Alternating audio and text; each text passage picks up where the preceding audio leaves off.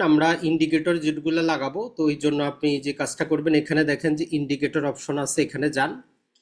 Moving অ্যাভারেজটাই নেই আমরা, তো মুভিং এ নিলাম। এই তো দেখেন মুভিং অ্যাভারেজ, তো এটা আমাদের চার্টের মধ্যে চলে আসছে। তো এখান থেকে সেটিংয়ে যাব আমরা। বাই ডিফল্ট 9 দিনের থাকে, আমরা এটাকে করব 50 দিনের।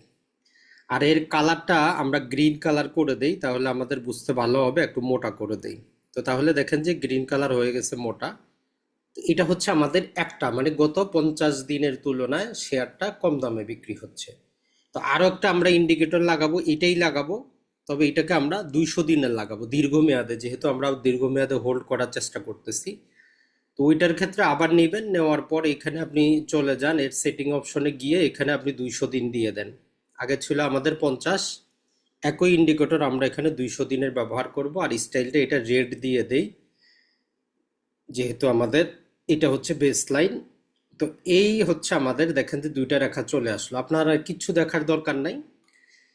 যেটা বড় এটা হচ্ছে যে গত 52 সপ্তাহে অন অ্যাভারেজে যেই দামে বিক্রি হওয়ার কথা, সেটা হচ্ছে 308 টাকা। যেমন আমরা ওই অ্যাভারেজটা করলাম। তাহলে আপনি যদি এই চারটা বুঝেন, ম্যানুয়ালি আর ওই অ্যাভারেজও করার দরকার নাই, এখানে আপনাকে দেখাচ্ছে। আর গত 50 দিনে 292 টাকা। আর আজকে এটা বিক্রি হচ্ছে যে, যদি আমরা দেখি আজকে রানিং বাজার, তো এখানে দেখেন আর একটা, এটা আমরা প্রতি মিনিটে নিই, তাহলে আজকে রানিং বাজার দেখবেন। এটা হচ্ছে এখনকার রানিং বাজার। এখানে দামটা উপরে উঠতেছে, নিচেও নামতেছে। দেখেন যে এটা সর্বোচ্চ 79 টাকা 50 পয়সা পর্যন্ত বিক্রি হয়েছে, আবার নিচে 78 টাকাও বিক্রি হয়েছে। এটা প্রতি মিনিটে আসতেছে। তো চাইলে আপনি গত 5 মিনিটে দেখতে পারেন, এখানে এই যে গত 5 মিনিটে কেমন হয়েছে। তো গত 5 মিনিটে দেখেন, যদি আমরা দেখি গত, এটা কিন্তু আর এখন আর ওই যে আপনার 200 দিনের হিসাব করে, এটা জাস্ট গত 5 মিনিটে যতবার ক্যান্ডেলগুলো হয়েছে ওইটা বোঝাচ্ছে। তো আমাদের যেহেতু আমরা দীর্ঘমেয়াদের জন্য কিনবো, তো এটা আমাদের 5 মিনিট দেখে লাভ নাই, আপনি ডে হিসাবেই রাখবেন, এই যে 1 ডে। তাহলে এইটা একটা বেসিক নিয়ম, যে আপনি দেখতেছেন আমার কোম্পানিটা সবকিছু ভালো, এই কোম্পানিতে আমি বিনিয়োগ করব। তাইলে আজকের বাজারে ঢোকা যাবে কিনা? 200 দিনের গড় করলেও এটা অনেক নিচে আছে, আপনার জন্য ভালো।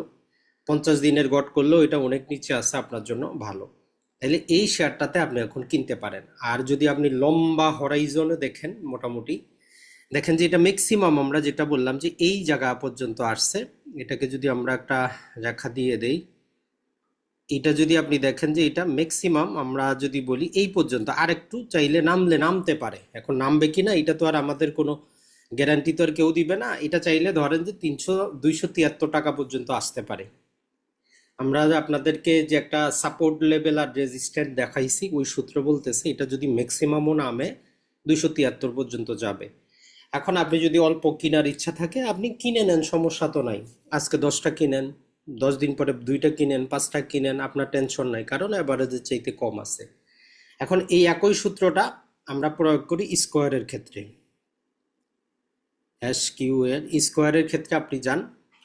তো স্কোয়ারের ক্ষেত্রে যদি যান, এখন দেখেন যে আপনি যে জিনিসটা দেখতেছেন, যে এটা হচ্ছে আমাদের গত, লাল রেখাটা হচ্ছে 200 দিনের, সবুজটা হচ্ছে 50 দিনের। তো এটাও তার নিচে বিক্রি হচ্ছে। এখন আপনি কিনবেন কিনা, তো এটার ক্ষেত্রে আপনার একটা জিনিস মনে রাখতে হবে, যে সম্ভবত 15 তারিখে হচ্ছে এর ডিভিডেন্ডের ডেট, রেকর্ড ডেট যেটাকে বলে, মানে ওই ডেটে যার নামে স্কোয়ারের সেই ইয়ারটা থাকবে, সে 12 টাকা করে প্রতি শেয়ার প্রতি তার ডিভিডেন্ডটা পাবে।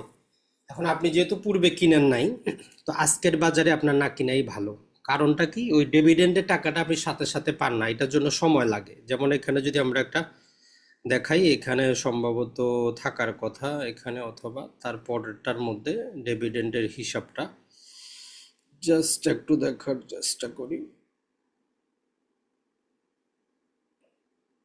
জাস্ট আমরা পরে আনতেছি, না হলে না। তাহলে এইখানে যে রেকর্ড ডেটটা দেখেন 14ই, এটা আমাদের জিপি, সরি, স্কোয়ার ফার্মা।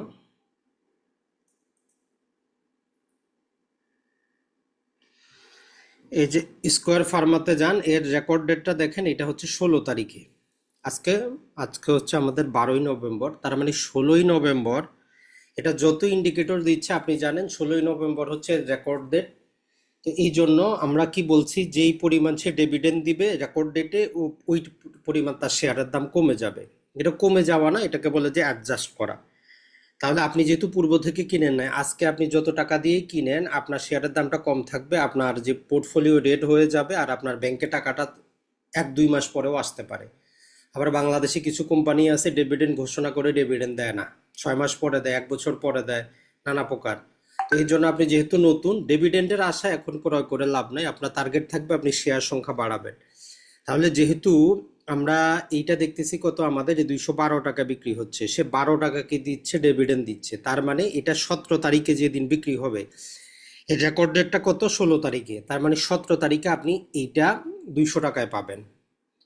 17 তারিখে এটা বাই ডিফল্ট বিক্রি হবে 200 টাকায়। তো আজকের বাজারে 212 টাকা কিনে আপনার লাভ নাই, আপনার 3 মাস পরে ব্যাংকে আসবে ওই যে 12 টাকা করে, তো ওইটার আপনার দরকার নাই, আপনি একটু হোল্ড করেন। আর চাইলে আপনি যখন এই রেকর্ড ডেটার পরেও আরো 3-4টা বাজার দেখতে পারেন, কারণ সবাই যারা বড় বড় পার্টি যাদের নামে রেকর্ড হয়ে গেছে 12 টাকা পাইছে, ওরা বিক্রি করে কয়দিনের জন্য বের হবে। তো অতটা তো আর কমবে না, ম্যাক্সিমাম হয়তো দেখেন যে 195, 196 এই পর্যন্ত থাকবে। তো আপনার স্কোয়ারটা আপনি কি করবেন, অপেক্ষা করেন। আপনি 16 তারিখ রেকর্ড ডেটটা পার হয়ে যাওয়ার পরে তারপরে এটা কিনবেন। এই পর্যন্ত হচ্ছে কথা। এখন যেহেতু আমরা আসছি, তো তারপরে আজকে আপনাদেরকে আমরা একটা ক্রয় করে দেখাই দুইটার মধ্যে। তো এটার জন্য এই পাবলিক বোর্ড, পিবি মানে হচ্ছে পাবলিক বোর্ড, মানে যেখানে সবারগুলা দেখা যাচ্ছে। তো এই পিবিতে আমরা ক্লিক করলাম, আপনার সামনে এরকম আসবে। তো এইখান থেকে আপনি যে কি কিছু বেসিক আইডিয়া নিতে পারেন যে এখানে আমার কি কি আছে। প্রয়োজনে জাস্ট আমরা আরেকটু জুম করে দিই যদি আপনাদের দেখতে সমস্যা হয়। আশা করি এখন দেখা যাচ্ছে। তো দেখেন এইখানে মূলত আপনাকে লাস্ট কত টাকা ট্রেডিং হয়েছে, 278 টাকা 20 পয়সা বিক্রি হয়েছে, কত কোয়ালিটি বিক্রি হয়েছে, দেখেন যে 200টা শেয়ার বিক্রি হয়েছে।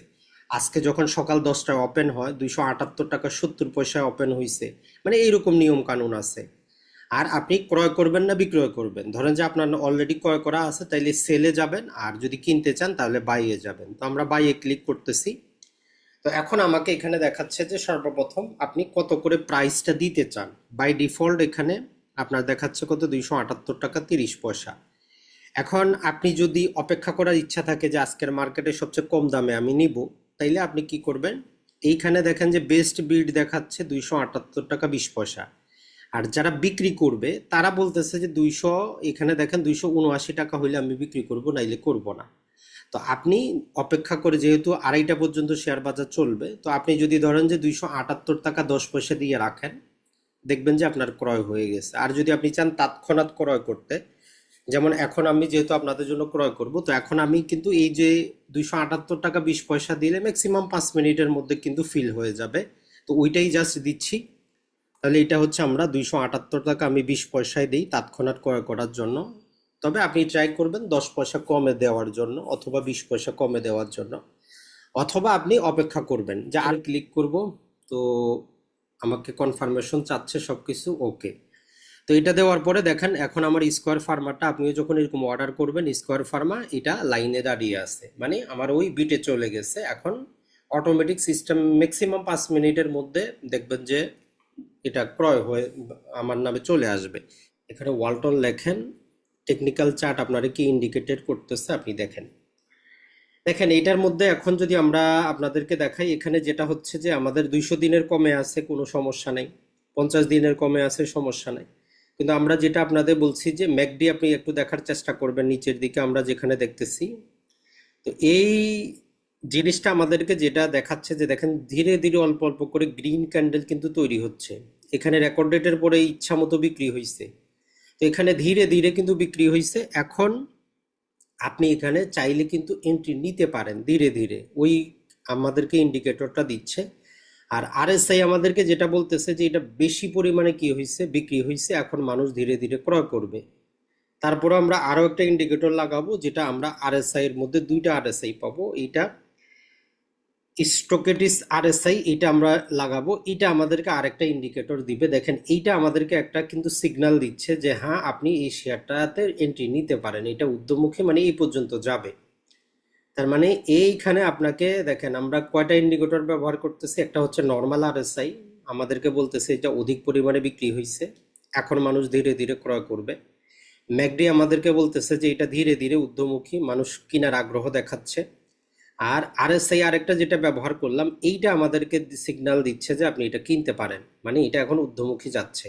এই আমাদের যে ব্লু কালারের আছে সেটা ইয়েলো কালারকে কিন্তু কি করছে, ক্রস করে উপরে যাচ্ছে।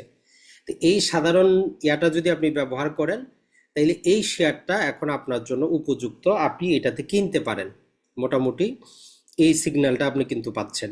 বাকিটা এখন আপনার খুশি, আপনি কিনবেন কি না কিনবেন, আমরা জাস্ট আপনাদেরকে দেখাইলাম।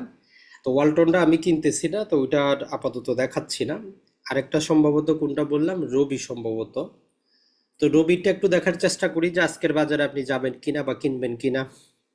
তো দেখেন 200 দিনের উপরে আছে, তার মানে হাই প্রাইস, 50 দিনের নিচে আছে। তো মূল কথাটা হচ্ছে এই শেয়ার আপনার আপাতত এন্ট্রি করার কোনো দরকারই নেই। আপনি ভালো অপেক্ষা করেন, কারণ আমাদের টার্গেটটা কি, আমরা চাবো যে এভারেজের কমে ক্রয় করা। কত, 27 টাকা 3 পয়সার কমে যদি আসে আমি নিব, নাইলে আমি অপেক্ষা করে বসে থাকবো। দেখেন এই লালটা কি হচ্ছে, 52 সপ্তাহের গড় 27 টাকা 3 পয়সা। তো এটা বিক্রি হচ্ছে আজকে কত, 28 টাকা 4 পয়সা। তো আপনার দায়িত্ব হচ্ছে আপনি চুপ মারে বসে থাকেন, সে কমুক। আর কমবে কিনা এখন সিগন্যাল দেখেন, আরএসআই বলতেছে যে এইটা মোটামুটি বাজারের মধ্যে 40-এ আছে, মানে নিরপেক্ষ অবস্থায় আছে, না বেশি বাই না বেশি সেল, কোন দিকে যায় বলা যাচ্ছে না। এরপরে ম্যাকডি যদি দেখেন, এটা বলতেছে যে এই যে এক- অধিক পরিমাণে বিক্রি হয়েছে, তারপরে এখনো কোন দিকে যাবে সেও এখনো চিন্তায় আছে। মানে উপরে যাবে না নিচে যাবে, মানুষ কিনবে না বিক্রি করবে, সেও এখনো কোনো ক্যান্ডেল তৈরি করতে পারে নাই। কিন্তু এই যে আমরা পরের যে আরএসআই ব্যবহার করলাম, এটাও কিন্তু আমাদেরকে সিগন্যাল দেয় না, এটাও দুইটা একসাথে লাগে গেছে। তার মানে দেখেন টেকনিক্যাল ইন্ডিকেটর আপনারা বলতেছে যে আপনি এই শেয়ারটা এখন কিনিয়েন না, একটু হোল্ড করেন, মানে এক প্রতিদিন দেখেন যে কোন ইন্ডিকেটর আপনারে এটা কেনার জন্য বলতেছে কিনা। আর যখন ধরেন যে এইটা আপনার চলে আসবে গড়ে 27 টাকা 3 পয়সা, ওই দিন আপনি নিতে পারেন, আর যত নিচের দিকে যাবে আপনি নিবেন, কোনো সমস্যা নেই। এইটা হচ্ছে আমাদের আরেকটা টার্গেট। তাহলে রবি আমরা নিতেছি না, ওই জন্য আমরা দেখাইলাম না। এখন আসি লঙ্কা বাংলা। এখন লঙ্কা বাংলার ক্ষেত্রে যেটা, এটার মধ্যে এরা এবার ডিভিডেন্ড ঘোষণা করে নাই, ডিভিডেন্ড দেয় নাই, তো এই জন্য মানুষ এটারে বিক্রি করে বাইর হয়ে যাচ্ছে, কারণ যে লাভ দেয় না তার সাথে থাকার কোনো যুক্তি নেই। তো এই জন্য দেখবেন যে এদের শেয়ারটা ছিল কত টাকা, মোটামুটি 16 টাকায় ছিল, যখন তারা ডিভিডেন্ড দিবে না ঘোষণা দিয়েছে তখন এটা 12 টাকা 60 পয়সা কিন্তু চলে আসছে। এখন আমরা এর আরএসআইটা দেখি, আরএসআই বলতেছে যে মানুষ বিক্রি করে বের হয়ে গেছে, কারণ লাভ দেয় নাই ওই জন্য। ম্যাকডি আমাদেরকে বলতেছে যে ভাই এখনো আপনি যাইয়েন না, ঠিক আছে, এটা এখনো মানুষ বিক্রি করবে, যাদের কাছে আছে তারাও বিক্রি করবে। এরপরে স্ট্র্যাটেজিক্স আরএসআই এটাও বলতেছে যে ভাই আপনি এখনো কিনেন না, এটা কোন দিকে যায় আমি জানি না। তো এখন আপনি বলবেন যে ভাই এটা আমি ক্রয় করবো কিনা। তো এর যদি আপনি হিস্ট্রি দেখেন, নর্মালি এই শেয়ারের দাম ততটা বাড়ে না, তবে মোটামুটি 10% আপনারে ডিভিডেন্ড দেয়, মানে প্রতি শেয়ারে 1 টাকা দেয়। আর আপনি যদি 6 মাস থেকে 1 বছরের আপনার অপেক্ষা রাখ করতে পারেন, তাইলে এখন কম দামে আছে, আপনি নিয়ে হোল্ড করতে পারেন, মানে অ্যাটলিস্ট আপনি 6 মাস থেকে 1 বছর। আর এই ম্যাক্সিমাম কত উঠতে পারে দেখেন, যদি আমরা অন অ্যাভারেজে দেখি 18 টাকা 1 পয়সা উঠতে পারে। তো এটা কত পার্সেন্ট হবে, তো জাস্ট এখানে আপনি টার্গেটটা দিতে পারেন, এখানে দিয়ে উপরের দিকে যদি আপনি দেন, আমরা মোটামুটি যদি এই পর্যন্ত দেই, তাহলে মোটামুটি 33% পর্যন্ত এটা বাড়তে পারে। তার মানে আগামী 1 বছর হোল্ড করলেও আপনি এই শেয়ারটা ম্যাক্সিমাম 33%ই বাড়বে, এর বেশি তার কাছে ক্ষমতা নাই, টেকনিক্যাল ইন্ডিকেটর ওইটাই বলতেছে। এখন আপনার যদি ভালো লাগে, মন চায় আপনি নিবেন, না মন চাইলে আপনি নিবেন না।